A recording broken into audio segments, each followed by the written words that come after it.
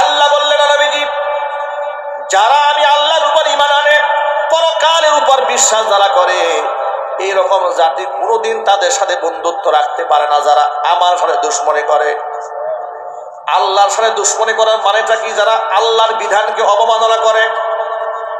ভারতের মাটিতে আমার মুসলিম বোনেরা পর্দা করে চলবে, ওরা সহ্য করতে পারে না।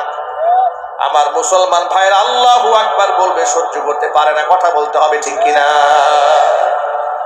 নিশ্চয় আপনাদের ভুলে যাওয়ার কথা নয়, স্কুলে কলেজের মধ্যে গেরুয়া পতাকা বহনকারী ছেলেরা জয় শ্রীরাম স্লোগান দিচ্ছিল। আমার এক বোরকা পরা বোনকে দেখার পরে, মেয়েটার নাম ছিল মুস্কান, মেয়েটি একা আল্লাহু আকবার 3 বার উচ্চারণ করে একদল হায়নাকে মোকাবেলা করেছে। আমার একটা বোন গোটা ভারতবর্ষের সকল মুশরিকদের পায়ের নিচের মাটি সরিয়ে দিয়েছিল।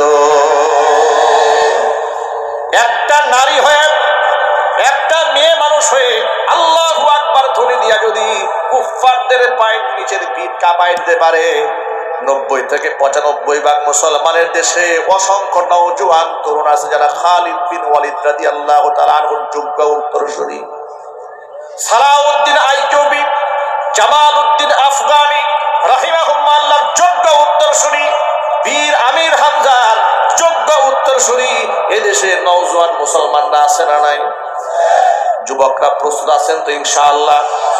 আমার একটা বোন যদি আল্লাহু আকবার স্লোগান দিয়ে জয় শ্রীরামের বিরুদ্ধে দাঁড়িয়ে যেতে পারে, যদি ভারতের লাল কেল্লায় কালিমার পতাকা উড্ডীন করার জন্য নওজোয়ানদের জীবন তামান্না করা হয়, জিহাদের ময়দানে যদি সৈনিক তামান্না করা হয়, ওই জিহাদের ময়দানে সৈনিক হয়ে মুজাহিদ হয়ে ঝাঁপিয়ে পড়ার জন্য রাজি আছেন কারা কারা? তো হাত দেখতে চায়।